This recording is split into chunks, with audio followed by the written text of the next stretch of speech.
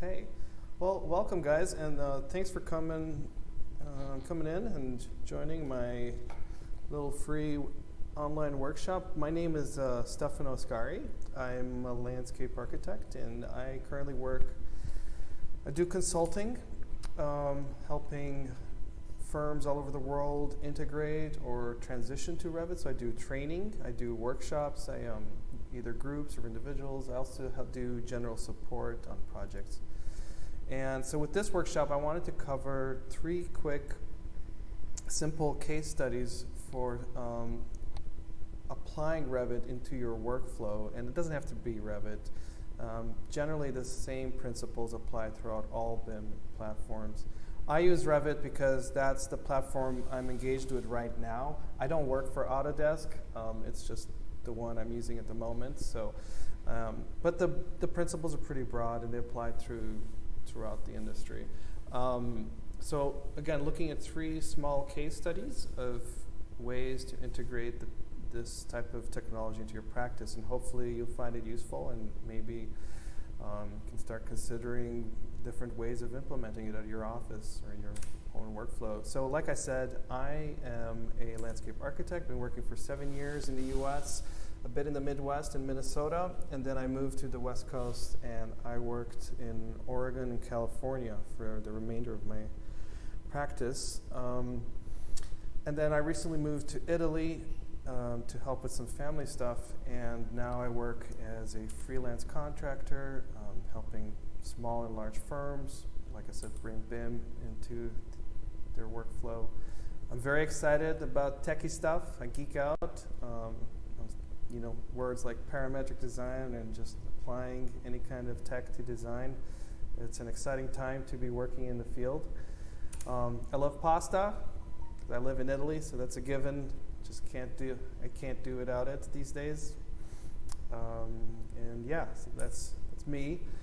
When I was in school, I heard a few glimmerings about BIM, but no one really knew what it was. But there was a lot of promise behind it, and people were very excited about it. But none of my professors at the time, this was 7 years ago, I think things have changed quite a lot now. I'm sure if I were to go back to a college of design campus, I would learn a lot more. But yeah, at the time it was a pretty big deal, but we didn't know how to approach it, and we were very thrilled to get into it. But the reality is that the learning curve is a little steep. It's not always the best.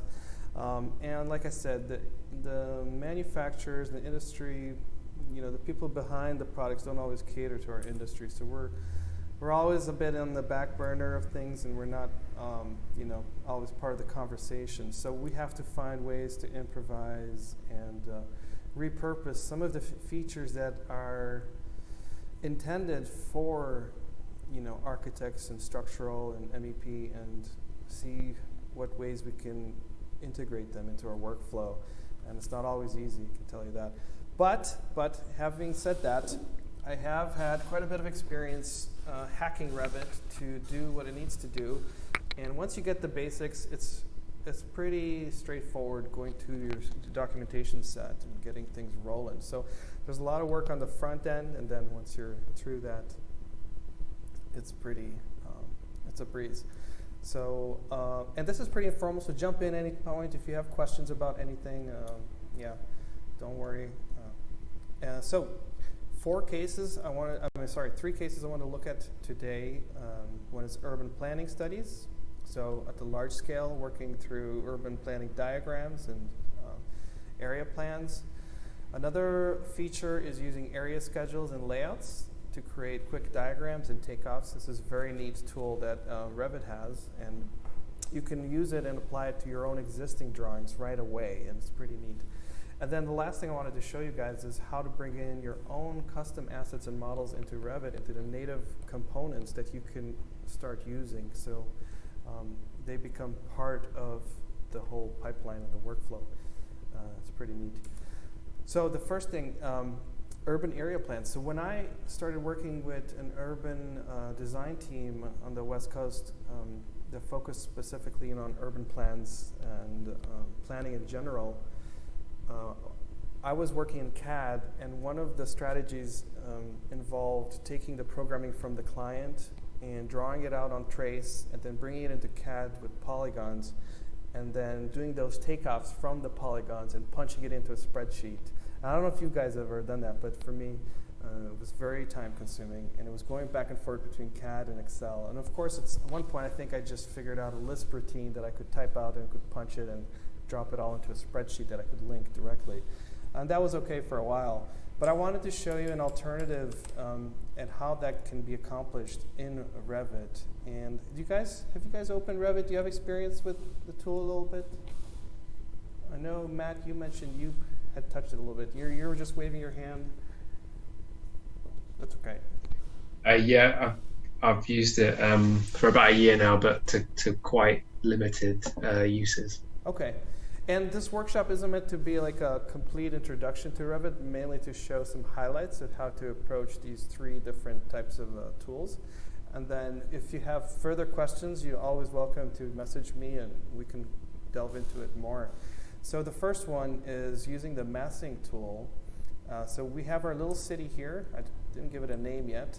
I could call it Little Appolis. I don't know. I do miss Minneapolis. It's been a while. I used to live there for the past 12 years or so, yeah. And it's where I went to school as well. So anyhow, we have our little city here. And all these things are created using the massing component. But we also have a lot of setup in the back end where we created the levels, all the basic stuff you do to create your main Revit project. But once we have massings, we can start applying information directly into them. And these work in all the views, in plans, perspectives, sections. So the massing tool is, I think it's intended for the architects to do exactly what it's called, is create basic massings and studies, conceptual studies. So we would just do like an in-place mass. And yep, give it a name. And I'm going to start drawing it. I'll just draw a little rectangle here. And I'm going to give it a form, like a solid form. And there's our mass. And I'm going to lock the profile, and I'm click OK. So now we've created a nice big mass in the middle of our city, but we haven't given it any information yet. So we can start assigning floors to it with the mass floors component. And in this project, I've created 7 or 8 floors already. So Revit knows that these floors are part of the city. And I can just start clicking some of them. I hit OK. And now the mass itself has a bunch of floors. But not only that, it also starts assigning the gross floor area and the gross surface area at the same time, as well as the volume. And these are all those takeoffs that I was doing in CAD manually, punching in. And once I start moving and tweaking stuff around, all our numbers update in real time. And this was super handy for working on planning projects. Another nice feature of this is that you can start assigning custom shapes to your masses. So if I go and start tweaking the profile, I could give it a funky shape, like anything I'd like at this point. So I'm just going to give it a little water tower on the side.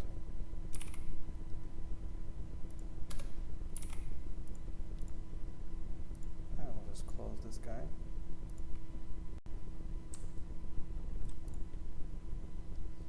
And I'll do OK. And as you can see, we've given it a nice, we start giving it shapes and an actual relevance to our plans and our designs, but all the numbers are updating. And another thing you've probably noticed at this point is that I've assigned colors to these. So one thing that's very nice in Revit that you can do in any of the views, and let me pull in some more views here, because I'm sure some of our diagrams are also going to be plans, not just perspectives.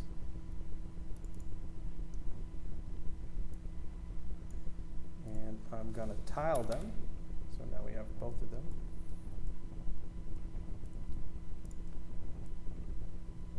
All right. So there's a plan view and there's a perspective view. And there's our little building we just created. A little opera hall. And one thing you'll notice is the colors. And in any view in Revit, you can use filters and have them be rule-based. So I've created a bunch of filters with some predefined rules. And the rules are very simple. So if I edit the filter, I can show you. I have it set to apply a filter based on the type of comment that I've applied to that component. So in this case, I've punched in a comment on the mass, and the filter is pulling in that comment and saying, do this with that comment. So I've set up like 5 different types. They're in the comment field here on the left, and I can switch them at any point. So if I have a mass that doesn't have a comment applied to it, I'll just go and throw one on it, and the filter will throw the color on the building. You're done. That's it. Send it out, print, go meet with your client, city planner, whatever. You're good to go. There's no, you don't even have to go to Photoshop at this point. So massings are very cool, fun components to play around with and use for urban area planning. And of course, you can also bring in a schedule. Throw on here. And there's our schedule of all the various massings that we're studying in our plan here. And they're all updating in real time. So if let's say I want to resize this building, make it really big, our numbers are going to change drastically here.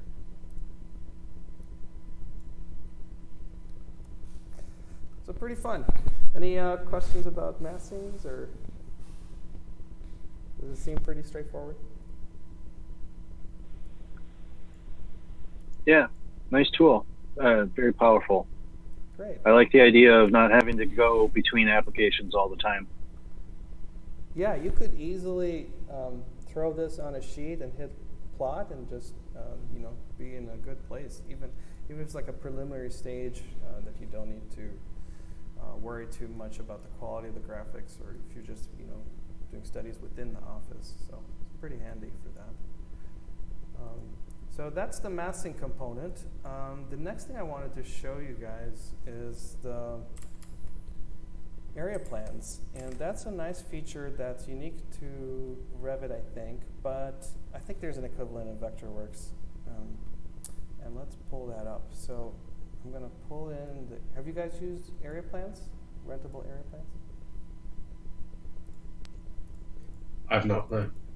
Ah, okay.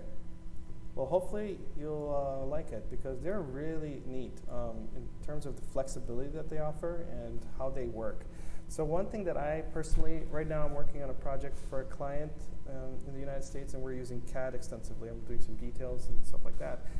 One thing that I struggle even today in 2020 with AutoCAD is hatches and fills and stuff like that. And I'm not trying to poo-poo on AutoCAD. I love, it works great for what it needs to do. But if you need to switch between something that's more schematic and something that's more documentation, you can get it all done with rentable area plans.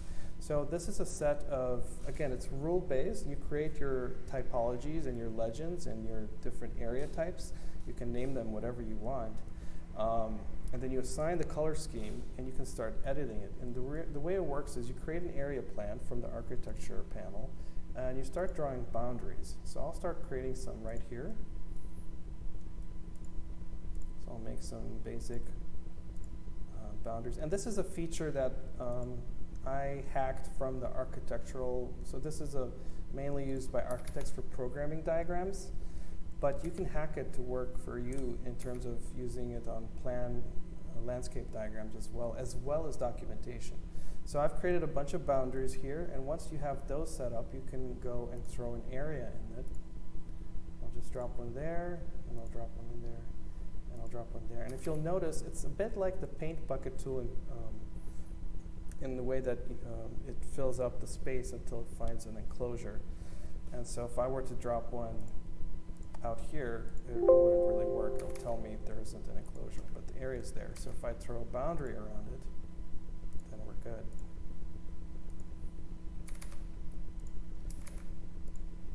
So one thing that's neat about these, though, is you can go and work with existing components. So if you've started drafting a site, like these, I have these mounds that I drafted here with the topography element, and I have them created as floors with all the native Revit components and the hatches. But if I need to make a diagram, I can use the pick tool to recreate the boundaries on my area plan. So I'll delete this boundary right here, and it'll tell me that those hatches but those areas don't have a boundary. I was like, okay, that's okay. So now I have this circle area. So if I go and draw a boundary, do you guys know about the pick tool? Oh, it's fantastic. So it's this little green thing here, and you can use it in a lot of, serves a lot of purposes. You can click that, and you can go back into your base model and hover over an existing component. Can be even a linked CAD file, doesn't matter.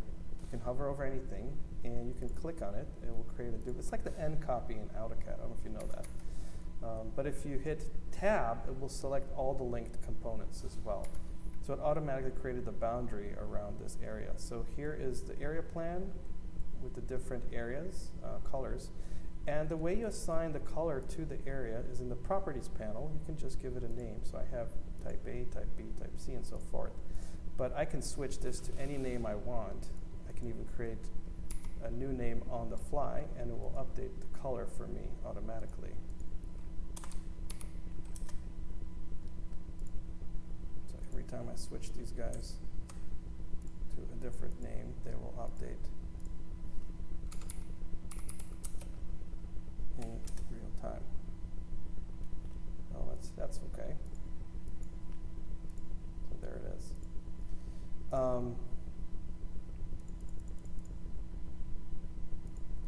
What else? Oh, of course, just like any other component in Revit, these can be scheduled as well with a little takeoff.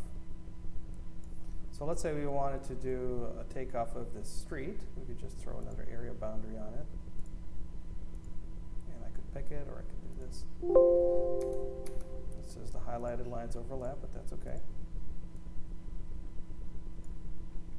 And then I'll just throw an area in there. And there's our street. So what's nice about this is not only is it doing the takeoffs in real time, but you can repurpose the schedule at any point. So I've created a couple color schemes beforehand, but you can make these as well. So if I click on the legend and I go to Edit Scheme, I can switch to a different color scheme right away.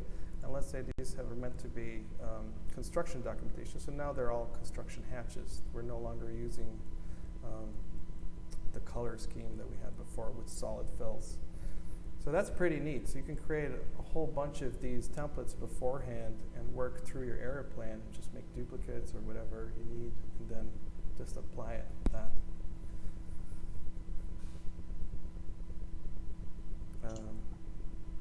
The way we use this in our practice, we use it a lot to make diagrams, and we use it a lot to do planting plans because of the hatch schemes. You can create a huge array of different kinds of hatches, and so you can overlay them with the floors in Revit, which is pretty cool. This is this is really useful because to do a similar task, I would have the way I would have done it was to do annotate and then filled region, and then always have to check the properties to see how much area, and then manually enter that into the legend. So this is this is a great improvement on that. Great. Well, I hope you get a use out of it. So another thing I like about it is the way, so in CAD or other programs, typically the boundaries have to be closed in on themselves. But if you notice, some of the boundaries don't always, they just intersect. As long as the fill, it's like the bucket tool. It finds a fill, it will use it up. So if I go and start drawing some funkier boundaries, it will start having fun with this.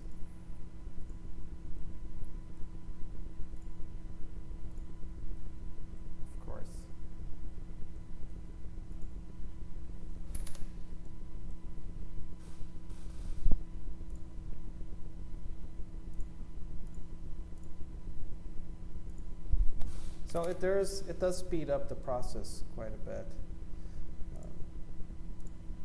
in that regard. I like this kind of workflow. And the other thing you can do is you can start typing in different typologies on the fly. You don't have to always create them beforehand. So let's say I just created them through G, but if I start typing type H, it will just create the next hatch automatically in line, of course. So it's kind of guessing or trying to intuit what kind of fill or hatch you want to use. It's not always perfect, but you can always go back and substitute it for something else. Okay, and that's how you customize it, is edit scheme. Yes, so that's where you would pick in the hatch you prefer. There it is. Yeah, these are a lot of fun to play with. All right. So, sorry. Let me know if I'm going too fast or if it's. What else? Okay. The last thing I wanted to go over, guys, is bringing in your native assets into Revit so that you can start detailing and drawing and pulling your diagrams. So, for instance, these benches and all these planters and things that are here were all built, using external programs like SketchUp, Rhino, Blender. I've started using Blender quite a bit lately and I've switched over from Rhino and SketchUp to Blender exclusively now, but it doesn't matter. Any of your favorite 3D modeling program, you can bring it in. You can detail your shapes, your benches, your furniture, anything really. And then once you bring it in Revit as a native component, you can build it up, cut sections, plan views, elevations, all that stuff, and start detailing it. So let me show you how to do that really quick. I have here a collection of assets that I downloaded from some manufacturers. I think this is Forms and Services, and this is Landforms. And these were all brought in as SketchUp models, and I brought them into Rhino, cleaned them up a little bit. So I'm going to bring this chair right here into Revit, and I'm going to bring it as a furniture component, okay? So I've already exported it, but I'm going to export it to a DWG, which is the AutoCAD native format, which seems to be the best one for Revit to handle. So I'm going to save it there as chair. And then within Revit, you can bring it in directly, but it's better to have a more streamlined process and create a family first. And if you don't know, for those of you who don't know, families are like Revit's version of AutoCAD blocks. So think of them as blocks in a way. So I will create a new family. And let's see. And I will pick the furniture family. Do open. And I have a blank template for a furniture family. And from here, I can import my 3D CAD information, which in this case is our chair that we exported to our desktop. And I'll leave all this like that. I'll clean that up. Done. It's going to think for a second. And there's our chair. The scale is way off, so we're going to resize it a little bit and bring it closer to the center. So I'm going to give it, I think, our good old 12 imperial. We always do the 12 scale. It's 1/12 or 12 when X-roughing stuff. My Americans, you guys know what I'm talking about. So once we have that, we can load it into Revit. Save changes, we can save it, so we'll give it a name. You don't have to do this, but it's helpful for your organization. So I'll just call it chair for Revit. And now you can drop it into your project. Looks like the scale's a little off. It's a mini chair. But there it is. I guess the 12 was not enough. But there's our chair. Or maybe this bench is colossal. Who knows? Either way, Revit brought this and is thinking of it as a chair. In Revit, we don't have layers, as some of you probably are already aware. But you have the different components, and if I go down to furniture, I'll scroll all the way down here, and I'll turn it on or off. Then all my furniture turns off, including the fun chair I brought in, the little mini chair. And then, of course, if I go to a plan view, it will have one particular view, and you can customize, filter the view and how much detail to show in each view. And of course, if I go and cut a section,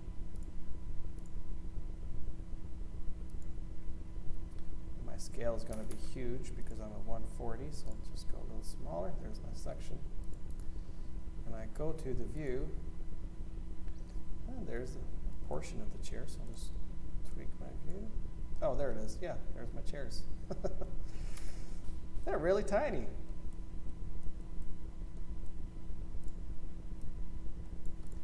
But using this methodology, you can go ahead and bring in any kind of 3D structure. And the first thing I'm thinking about is on one project we had a very complex pergola system or shade structure.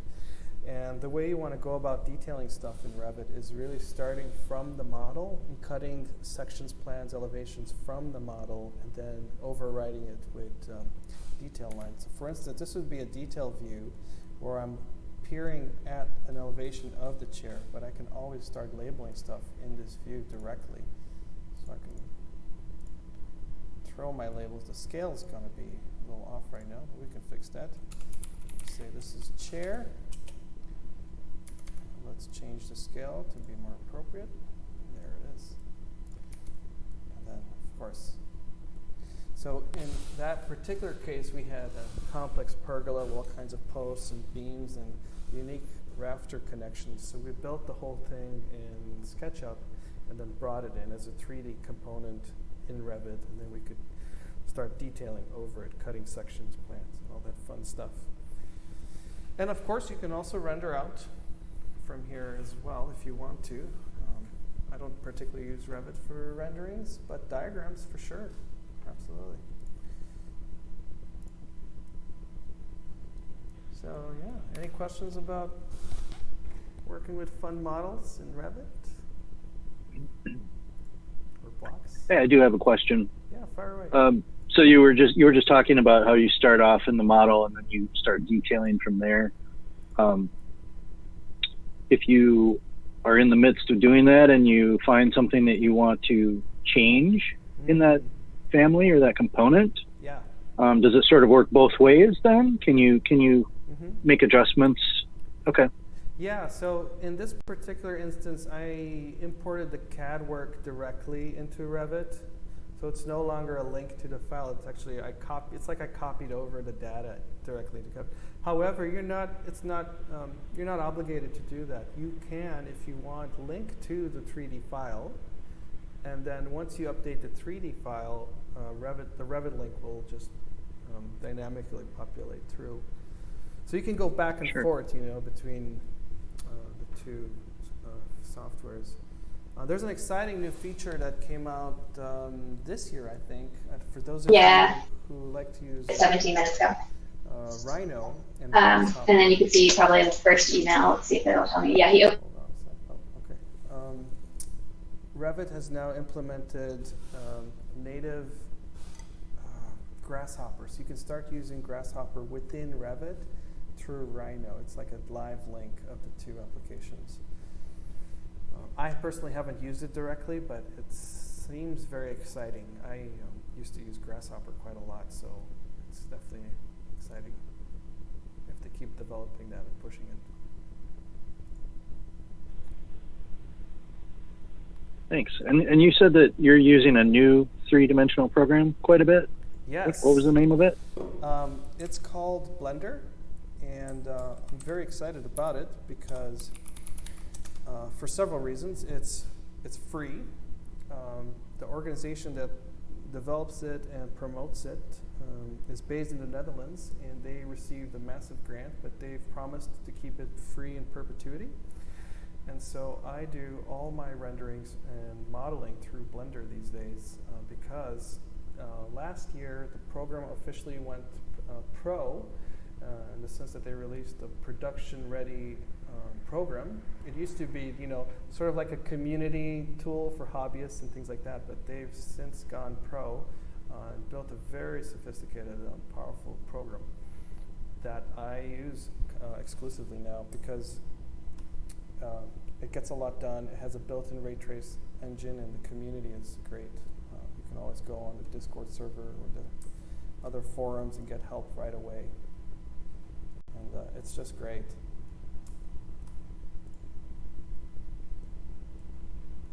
So this is Blender. Sorry, I'm pivoting. Yeah, that's that's all I had for the BIM aspect of things. Are those 3 case studies, so urban and down to the model scale.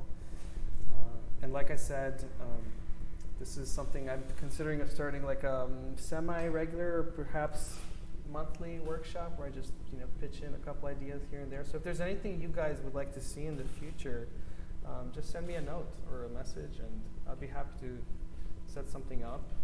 If you're more interested, I have a bunch of other topics ready. So topography is a big one. I know as landscape architects, it's the big question on our forefront, like how does Revit handle topography? So I've got plenty of materials on that. I'm happy to jump in on that on the next future session if you guys are interested. Just let me know.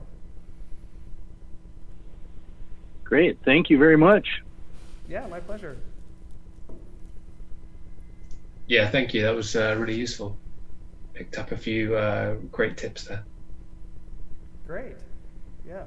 And like I said, if you have any questions at any point, just send me an email or a message. I'm also on the Autodesk Discord these days, but email is the best way to contact me. Yeah. Well, thanks, guys. It's been fun, and I'll probably keep posting on Reddit as well as I keep developing the workshops. Cool. Yeah, that's where I saw. I don't know if you posted it anywhere else, but Reddit was where I saw you. It was mainly there. Yeah, I was thinking of doing a few other places, but then I just got swamped with a couple of projects this week. I was like, oh. So I honestly wasn't sure. It's not the most well-used subreddit, but every so often there's some nuggets on there. Yeah, I'm impressed.